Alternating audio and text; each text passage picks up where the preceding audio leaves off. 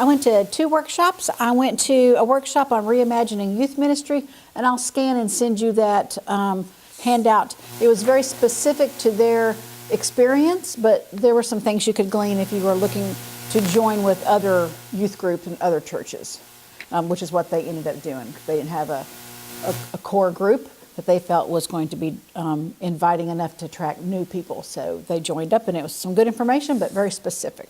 The one I'm going to talk about is transitioning from children's ministry to family ministry, and it's very much what everybody else has been talking about.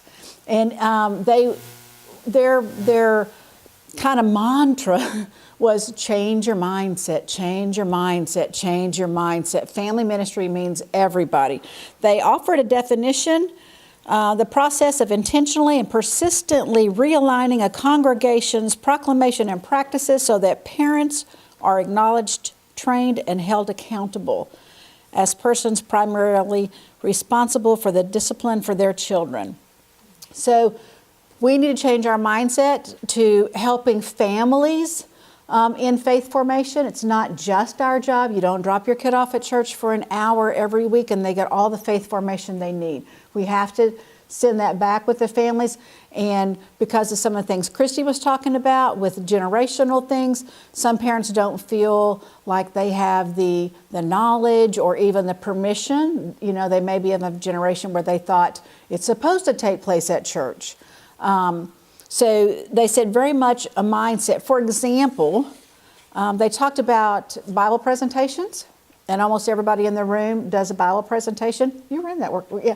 And they said, so how many people give a kid a Bible on behalf of the church? And maybe you've even had parents sign a note in it or a special somebody sign a note in it, but the pastor gives the Bible to the kid or the educator gives the Bible to a kid and not their parent. They said, how much more does that become a family event if you have the parent actually give that Bible to that child so that the whole family's involved? And then thinking that way. So they acknowledge that a lot of faith formation, most of faith formation, especially now, happens at home. People cannot get to the church for every activity you have. There's too many pulls on their time. So they send a lot of church activity home. So they send a little bag that has a cake mix in it and some birthday candles in it and ask people to make a birthday cake for Jesus at home and sing a happy birthday song. So that they miss some of the Christmas activities, they can do that. And they recommend for your families identifying all the bags ahead of time with a name on them. So you know exactly who picked up and who didn't get a bag or who participated and who didn't participate so that you can touch base with those people and either take them at the activity or invite them to church to pick one up, which was also, I thought, just a different way. I mean, we have activities, but at the end they'll be like, well, did so-and-so come? And I'm like, oh, I think they did, you know.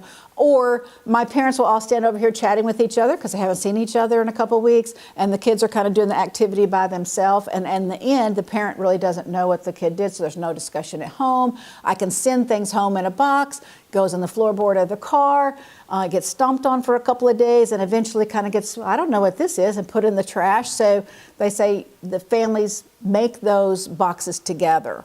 You know, invest in the time and have mom come with the kid or dad or grandma or aunt or uncle or a church member that's maybe not necessarily related, and they add the little prayer pieces to the box together so that then the kid's like, wait a minute, what happened to that box that had the clay in it? What are we supposed to do with that clay?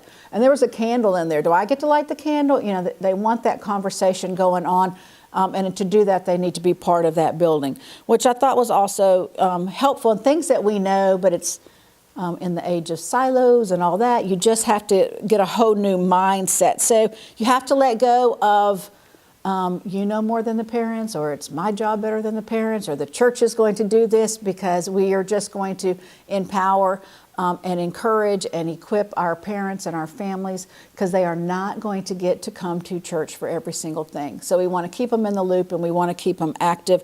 And when they do come, we want them to be part of what's going on. One of the things that I thought was interesting, and we hear it all the time, but we forget, if you work a full-time job, You work more hours in 1 week than I have with your kid all year long.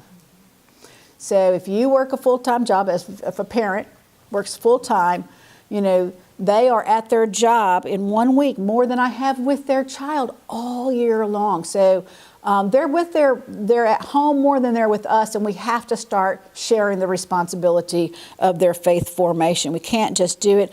There is a handout.